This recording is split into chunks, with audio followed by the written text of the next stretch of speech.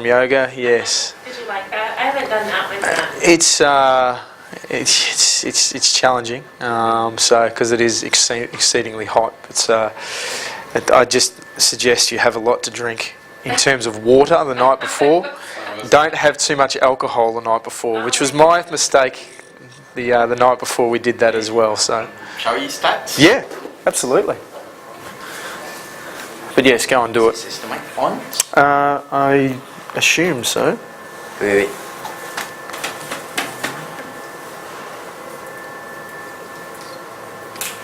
Okay.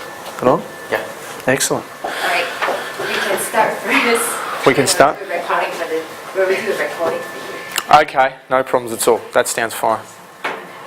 Well, we have got a small group, so... Just a short introduction, because we are actually bringing in a new series of insoles into mechanics. And Matt is actually here to explain more about how we can improve our assessment and improve the processes in which we can help introduce these insoles to our patients, basically. Yep. Beautiful. Thanks, Eileen. Thank you. Look, most of you, I've actually had a reasonable chat, so I'll reintroduce myself very briefly. Look, I'm fortunate enough to have Iggy over here, who is our supplier for Singapore, have me across to be able to run a few of these presentations. I have worked with Facility Medical for around 10 years now. Prior to that was working in a footwear retail store called the Athlete's Foot, which is quite a big store, particularly in Australia and the US, etc., etc. So certainly my background is a little bit different. I'm not sort of coming directly as a medical practitioner. I've done a lot of work with varying different medical practitioners, which has actually been quite good because it's given me a little bit of a base grounding in how each of the different disciplines actually go about looking at feet and relating that to the varying areas which they are actually treating. So certainly today, I guess I want to have a look at some really basic aspects in terms of feet and what is a pronated foot.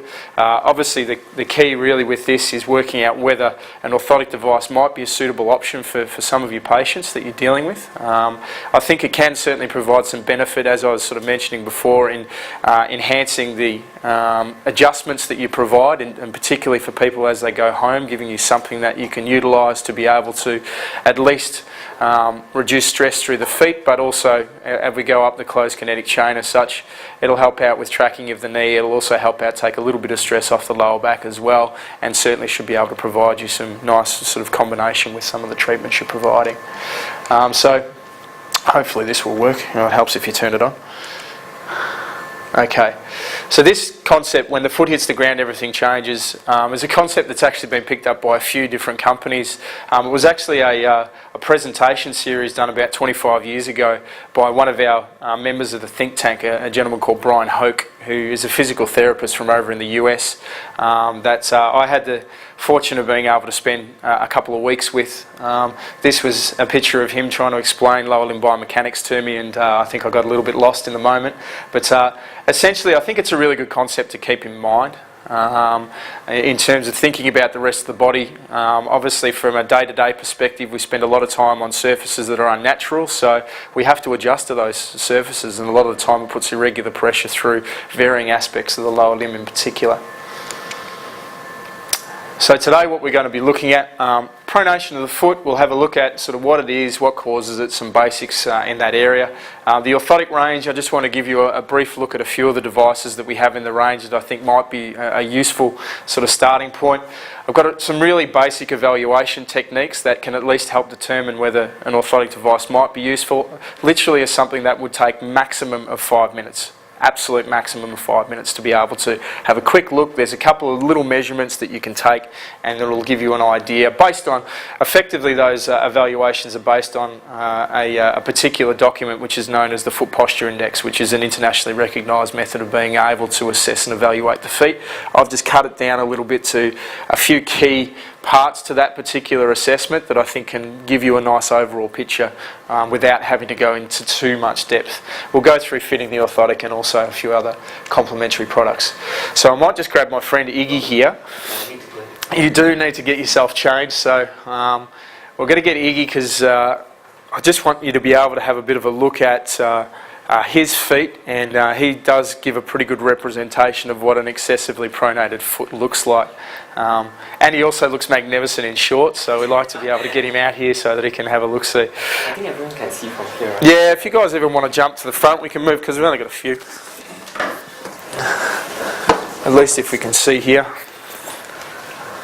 So, from a foot perspective, I think there's a few things that you can notice with Iggy's feet here, and certainly when I'm looking at feet, I guess there's a couple of common aspects that you will notice associated with a pronated foot. Firstly, when we look at the arch contour, he has a very low arch contour as such, so he hasn't got much arch shape and structure. Secondly, when we look at the ankle joint, it's very much displaced to the medial side. Okay. We can also, if we were having a look at the back of his foot, we can see that the back of the foot as well. Achilles is one. Yeah, there's a bit of a bow through the Achilles area as well.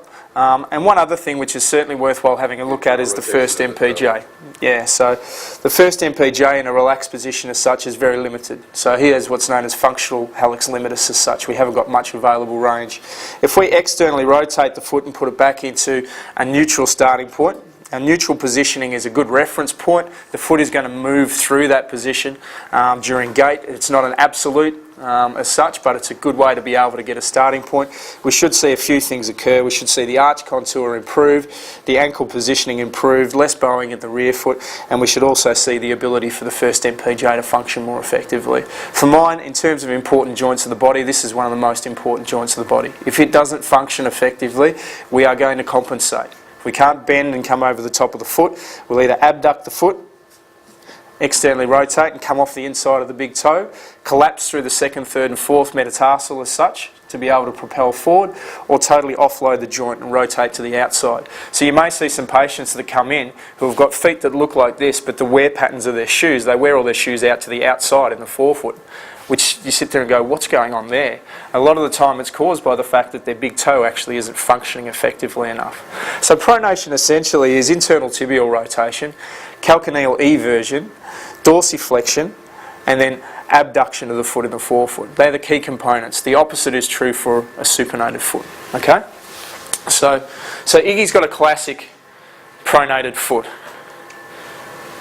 So certainly, I guess from a pronation perspective, it is an important factor as such. Pronation allows us to absorb shock effectively. The knee certainly takes on a lot of that role as well, but certainly from a foot rolling in perspective, we want the foot to roll in, we want everything to unload a little bit, but our big problems come is when that occurs excessively and we can't get ourselves going through the latter stages of gait with the foot in a more rigid position. So we want that conversion to occur as efficiently as we can.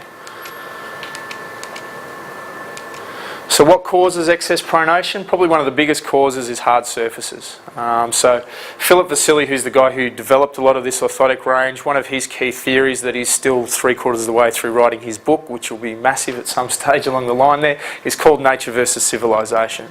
So we spend the majority of our day on hard surfaces as such, which causes our feet to pronate excessively to compensate. Approximately 80% of the population suffer from conditions associated with excess pronation. One of the interesting studies that we actually did many, many years ago actually showcased that around 7% of the population go and seek out self-help methods of being able to reduce their pain before they come and see a medical professional. It was generally 3 methods when it came to foot pain.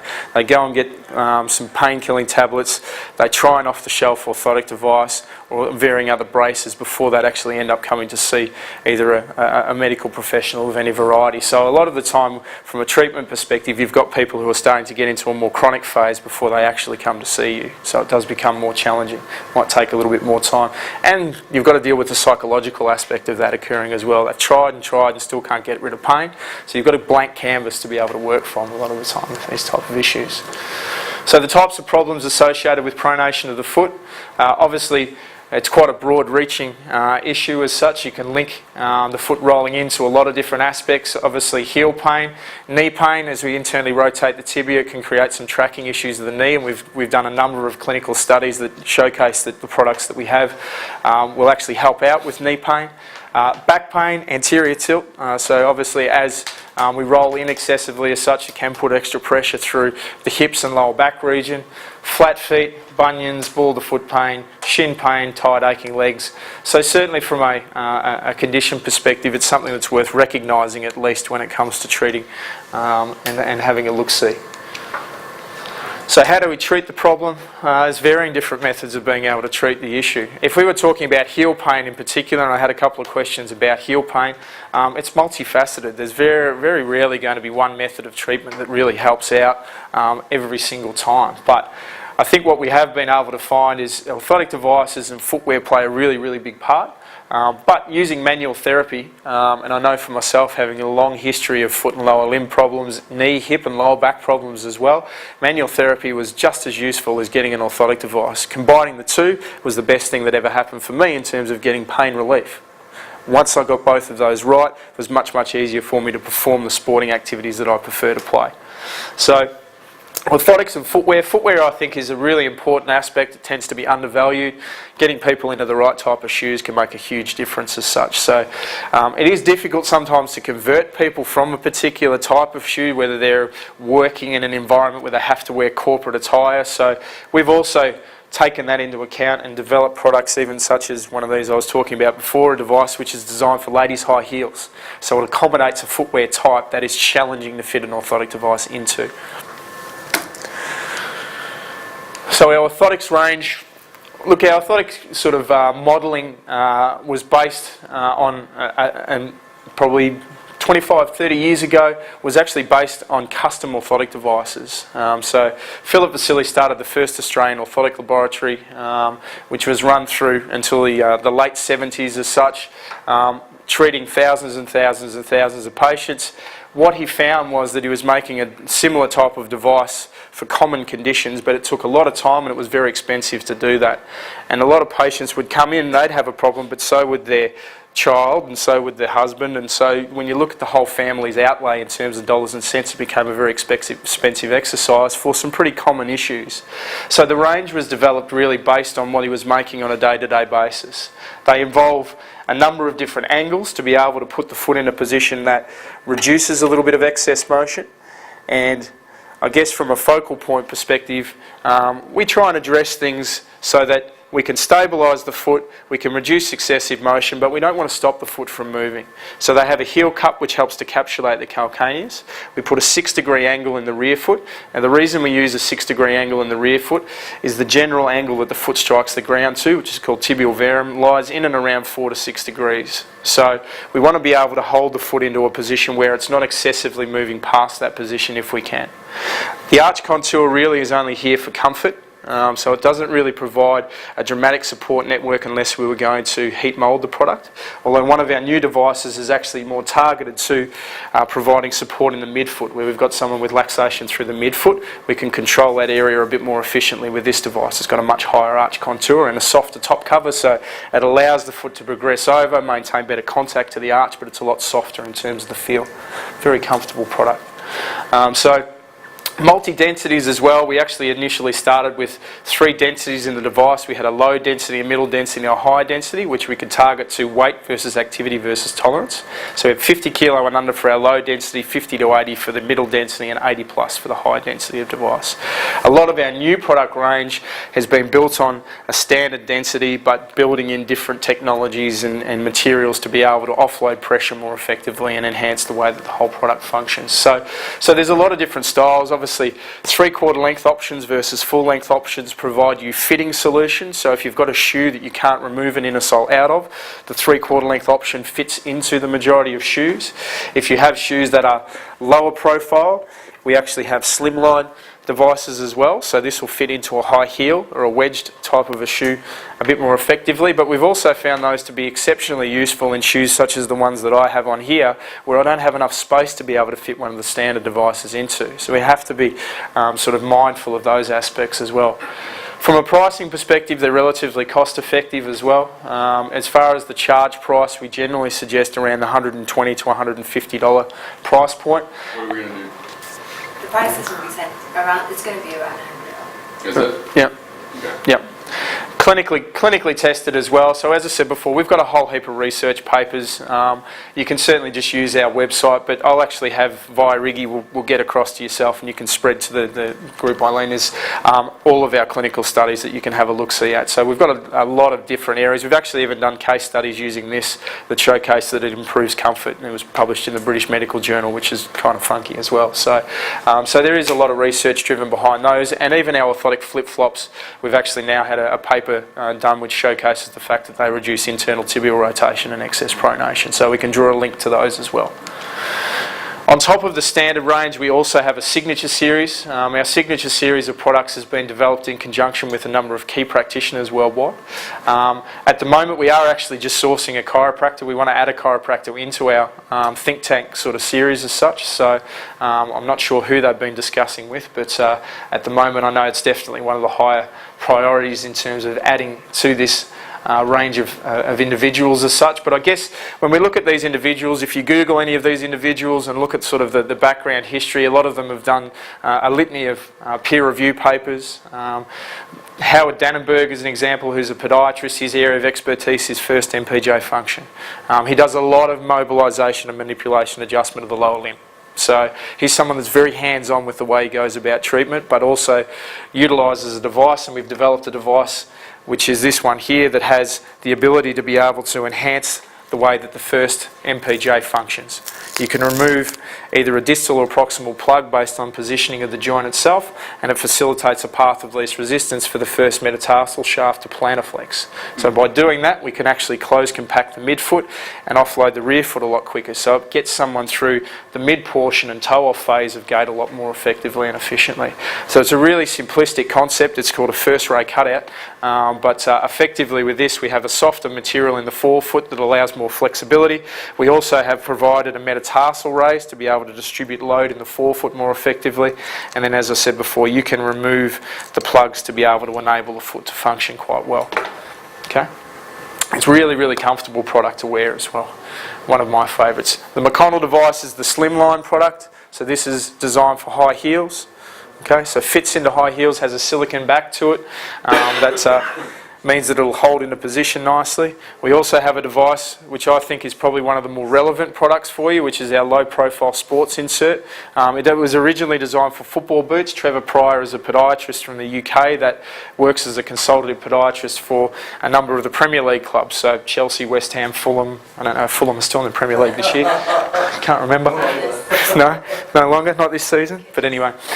So Manchester City, he does some work for Manchester City as well. So, but essentially this product was driven from 12,000 in-shoe foot analysis of soccer players from varying different levels. So I guess really what this addresses more than anything else, firstly, is the lack of space you've got in that environment.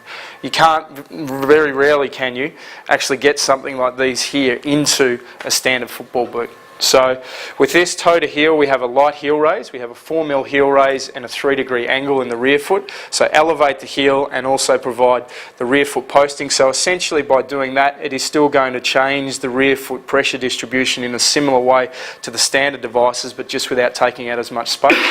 Lower through the arch contour, we have the same concept in terms of the forefoot. We do a little cutout of the first MPJ, and then we have a metatarsal raise to be able to help distribute load in the forefoot. So from a pressure analysis perspective, it reduces pressure over the top of the foot, or actually spreads pressure, let's say,